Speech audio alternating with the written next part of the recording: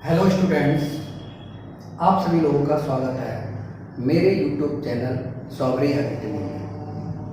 आज मैं आपको एक ऐसे टॉपिक के बारे में पढ़ाने जा रहा हूँ जो बहुत ही सिंपल और सरल है, और इसको पढ़ने के बाद तो मैं एमपी बोर्ड, सीबीएसई बोर्ड के बहुत सारे क्वेश्चनों को आसानी से सॉल्व कर लूँगा। उस टॉपिक का नाम है मोल फ्रैक्शन।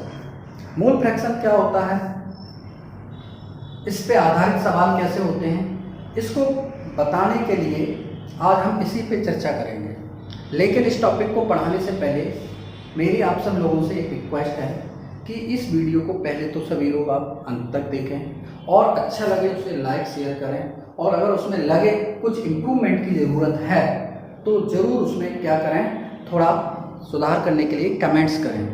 आपका कमेंट्स हमारे लिए काफ़ी उत्साहवर्धक होता है, और उसको क्या करते हैं, उसके आधार पे हम अपने आप में और ज़्यादा बेहतर से बेहतर इम्प्रूव करते हैं।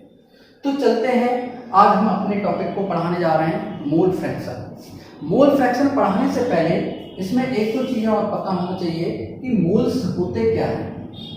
पहले हमें मोल्स कैलकुलेट करना आना चाहिए। मोल्स क्या होते हैं, इसको थोड़ा शॉर्टली बता देता हूँ मैं। मोल्स क्या होते हैं? मोल्स होते हैं एक किसी भी सब्सटेंस के नंबर ऑफ पार्टिकल्स को रिप्रेजेंट करने की जो यूनिट होती है वो हम मोल्स कह देते हैं। मोल्स एक टर्म्स होता है जिसमें ये बताया जाता है कि अगर हम किसी भी सब्सटेंस के कितने पार्टिकल्स कैलकुलेट करेंगे या कितने पार्टिकल्स उसके अमाउंट में रहेंगे, इसी टर्म को अपन मोल्स कह देते हैं। एक मोल्स की जो वैल्यू होती है, याद रख लेना, एक मोल्स की जो वैल्यू होती है वो होती है 6.0 10⁻23 पार्टिकल्स। ठीक है, तो अब इतना बता देते हैं मोल कैसे कैलकुलेट किए जाते हैं।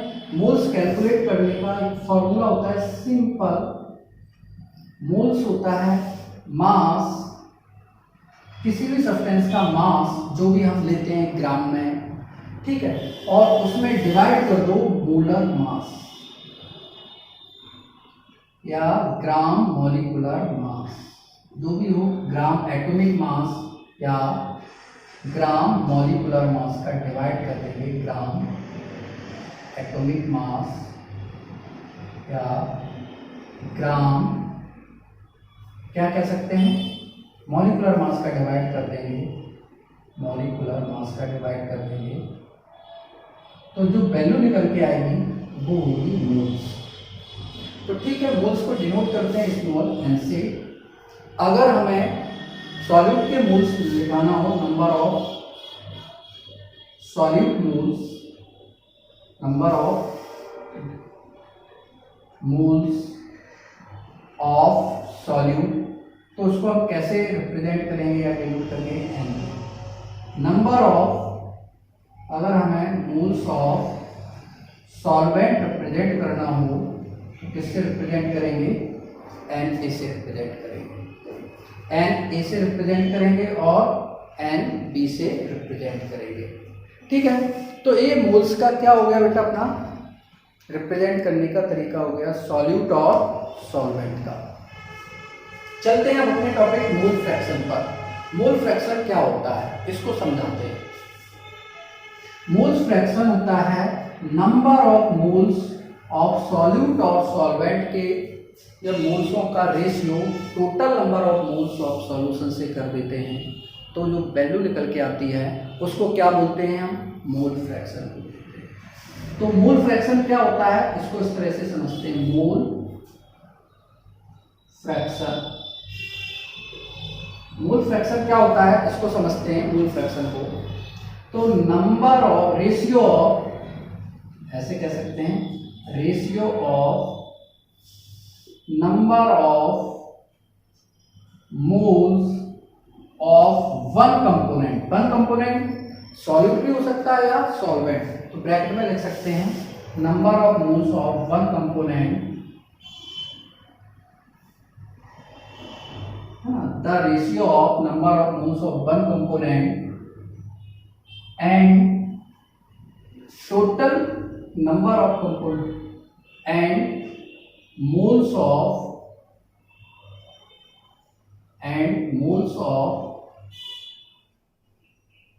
क्या लिखेंगे, and total number moles of, and total number of moles of both component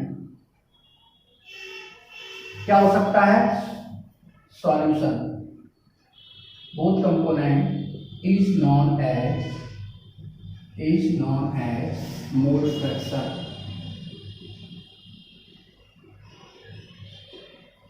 है ना। इट इज डेनोटेड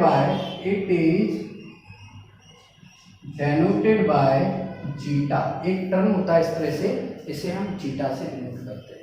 अगर हमें मोल फ्रैक्शन ऑफ सॉल्यूट निकालना हो तो मोल फ्रैक्शन ऑफ सॉल्यूट अर्थात जीटा भी इक्वल टू क्या हो जाएगा, मोल्स ऑफ, मैंने बताया था एक कंपोनेंट के मोल्स का जब ratio total number of moles both component से निकाल देते हैं, मतलब मोल्स ऑफ सॉल्यूट ऊपर आ जाए और टोटल मोल्स अर्थात मोल्स ऑफ सॉल्यूशन नीचे आ जाए, तो मोल्स ऑफ सॉल्यूट क्या होगा, NP, और सॉल्यूशन के मोल्स क्या होंगे, Na प्लस NP, क्योंकि सॉल्यूशन का मोल सॉल्वेंट प्लस सॉल्यूट दोनों के मोल्सों का सम होता है।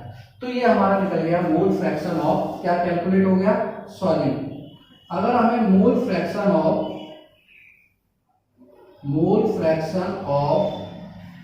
सॉल्वेंट कैलकुलेट करना हो तो कैसे कैलकुलेट करेंगे, मोल्स ऑफ सॉल्वेंट ऊपर आ जाएगा, नीचे हो जाएगा मोल्स ऑफ सॉल्यूशन, क्या आ जाएगा, मोल्स ऑफ सॉल्यूशन। तो solvent X zeta equal to क्या हो जाएगा, Na अपॉन में क्या हो जाएगा, Na प्लस NP। तो ये इस तरह से मैंने तुम्हें पूरी डेफिनेशन मोल्स फ्रैक्शन की लिख दी है। एक बार इस पर समझाते हैं, सवाल भी कराते हैं। तो समझिए मोल फ्रैक्शन होता क्या है। मोल फ्रैक्शन एक्चुअल में रेशियो होता है।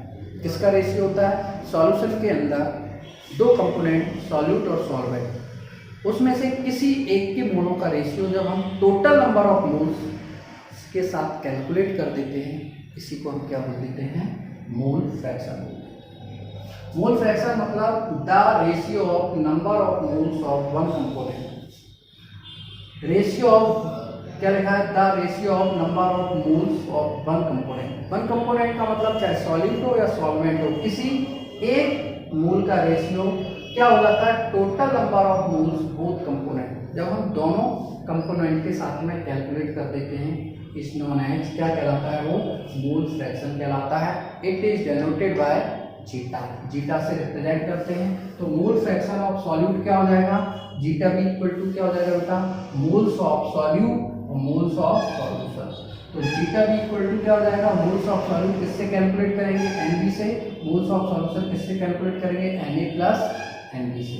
मोल्स फ्रैक्शन ऑफ सॉल्वेंट किससे कैलकुलेट करेंगे, जीटा H, तो मोल्स ऑफ सॉल्वेंट ऊपर हो जाएगा, मोल्स ऑफ सॉल्यूशन नीचे। तो जीटा H इक्वल टू हो जाएगा Na अपॉन में Na प्लस NB। तो इस तरह से हम मोल्स फ्रैक्शन को क्या कर सकते हैं, कैलकुलेट कर सकते हैं। ठीक है, ये तो मोल फ्रैक्शन हो गई। अब इस पे और आगे डीपली अगर अपन इसमें कन्वर्ट करें, सपोज करो यहाँ पर देखिए, थोड़ा और डीपली ले चलते हैं अपन इसमें। अगर हमें मोल फ्रैक्शन निकालना हो, अमाउंट किसमें दिया हो बेटा, ग्राम में दिया हो, तब कैसे कैलकुलेट करेंगे। तो हमें पता है मोल्स निकालने का फॉर्मूला होता है मास या वेट अपॉन मॉलिक्यूलर मास या मोलर मास। तो सॉल्यूट का निकालना है तो क्या हो जाएगा, WV अपॉन MV, उठा के वैल्यू, और Na क्या रख देंगे अपॉन W, और जैसे Na रख देंगे। तो इसकी जगह ये अमाउंट, ये वैल्यू रखो तो क्या हो जाएगा, अपॉन में क्या चला जाएगा बताइए, WA upon MA plus WB upon, ये निकल आया तुम्हारा। तो हम इसको ऐसे भी लिख सकते हैं, MB अपॉन में क्या हो जाएगा, WA upon MA plus WB upon. तो इस तरह से अगर ग्राम में भी दिया हो तो तब हम क्या निकाल सकते हैं, उसके मोल्स फ्रैक्शन को भी कैलकुलेट कर सकते हैं। बशर्ते हमें ये चीज़ें पता होना चाहिए, सॉल्यूट का मास या वेट पता होना चाहिए, सॉल्वेंट का वेट पता होना चाहिए और उसका मॉलिक्यूलर मास या मोलर मास पता होना चाहिए, दोनों का। तो उससे हम मोल फ्रैक्शन भी निकाल सकते हैं। सिमिलरली अगर हम इसको मोल फ्रैक्शन ऑफ सॉल्वेंट के लिए कैलकुलेट करें तो कैसे होगा, देखो तो यहाँ पर क्या रख देंगे, Na क्या होता है mole fraction, Na/Na plus Nb, solvent के मोल अपॉन में सॉल्यूशन के मोल। तो हम ऐसे Na की जगह क्या रख सकते हैं, WA/Ma और इसकी जगह क्या रख सकते हैं, WA/Ma प्लस WB/Ma। ये वैल्यू वहाँ पर हम रख देंगे। तो अगर ग्राम्स में भी दिया होगा तब भी हम क्या कैलकुलेट कर सकते हैं, इसका मोल फ्रैक्शन निकाल सकते हैं। अब इसमें एक चीज़ समझने वाली बात होती है कि यदि हम सॉल्यूशन का मोल फ्रैक्शन कैलकुलेट करें, मोल फ्रैक्शन ऑफ सॉल्यूशन, तो क्या निकल के आता है, मोल फ्रैक्शन ऑफ सॉल्यूशन को अगर हम कैलकुलेट करें तो क्या कैलकुलेट होगा, देखो यहाँ पर तो कैलकुलेट क्या होगा इसको समझिए। मोल फ्रैक्शन ऑफ सॉल्यूशन में तो यहाँ पर कैलकुलेट होगा mole fraction of solvent plus mole fraction of solute, दोनों के रखो तो क्या हो जाएगा, Na/Na plus Nb plus Nb/Na plus Nb। LCM लेके सॉल्व करेंगे, दोनों का सेम डिनोमिनेटर, तो एलसीएम सेम आ जाएगा, ऊपर भी वही आ जाएगा Na प्लस Nb और कट के मोल फ्रैक्शन ऑफ सॉल्यूशन क्या निकल के आएगा, mole fraction of solution calculate होके आएगा equal to 1। Mole fraction of solution calculate होके क्या आ जाएगा अपना 1 हो जाएगा। तो इससे बात ये क्लियर होती है, मोल फ्रैक्शन ऑफ सॉल्यूशन जब 1 है तो किसी भी सॉल्यूशन का मोल फ्रैक्शन 1 होगा, 1 से कभी ज़्यादा नहीं होगा, याद रख लेना। तो कंपोनेंट सॉलिड और सॉल्वेंट का जो मोल फ्रैक्शन निकलेगा वो 1 से हमेशा लेसर ही निकलेगा, 1 से ज़्यादा नहीं निकलेगा। तो कई बार पूछा जाता है मोल फ्रैक्शन ऑफ सॉल्यूशन क्या होता है, ग्रेटर देन 1 नहीं होता है, हमेशा 1 रहता है, जो मैंने तुम्हें बता दिया। तो इस तरह से हमने तुम्हें क्या दे दिए, एक तरह से मोल फ्रैक्शन पढ़ा दिए, इस पर न्यूमेरिकल्स भी हैं, तो इनके न्यूमेरिकल्स भी हम कैलकुलेट कर सकते हैं आसानी से। तो एक इस पर न्यूमेरिकल्स भी देख लेते हैं तो आसानी से तुम्हें समझ में आ जाएगा मोल फ्रैक्शन होता क्या है। चलते हैं अपन इसके एक न्यूमेरिकल्स पे। तो कुछ फॉर्मूले हम नोट करके रख लेते हैं। Mole fraction of solute zeta भी इक्वल टू क्या रखा था, Nb/Na प्लस Nb, और करके क्या रख सकते हैं, WB/Mb प्लस WB/Nb। अगर हमें जीटा ए निकालना हो तो क्या हो जाएगा, Na/Na प्लस Nb और करके क्या हो जाएगा, WA/Ma, अपॉन में क्या हो जाएगा, WA/Ma प्लस WB/Nb।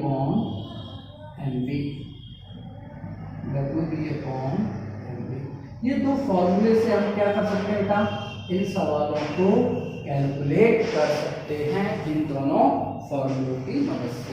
चलो एक न्यूमेरिकल करते हैं, बहुत सिंपल है, समझ में आ जाएगा। मैं बता रहा हूँ 80 ग्राम NaOH dissolved in 80 gram NaOH dissolved in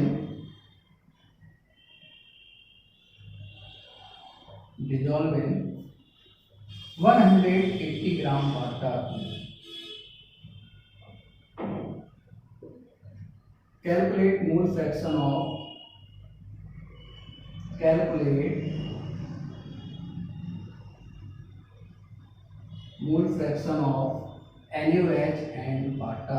NaOH and water। तो सबसे पहले हमें गिवन दैट क्या क्या दिया है पता कर लेना है। 80 ग्राम, तो WB कितना दिया आपको, 80 ग्राम दिया है, क्योंकि सॉल्यूट का वेट कितना है, 80 ग्राम।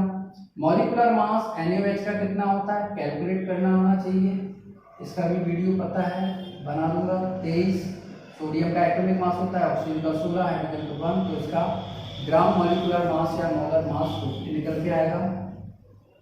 इसलिए अपन को वाटर जिसके अंदर डिजोल्व किया गया है डब्ल्यू कितना दिया गया अपन को 180 ग्राम, और एम कितना हो गया पता है तुम्हें, इसका 18 होता है। H2O का मॉलिक्यूलर मास क्या होता है, हाइड्रोजन का 182 प्लस ऑक्सीजन का 16, तो कैलकुलेट करके कितना आएगा 18 ग्राम पर मोलर मास होता है।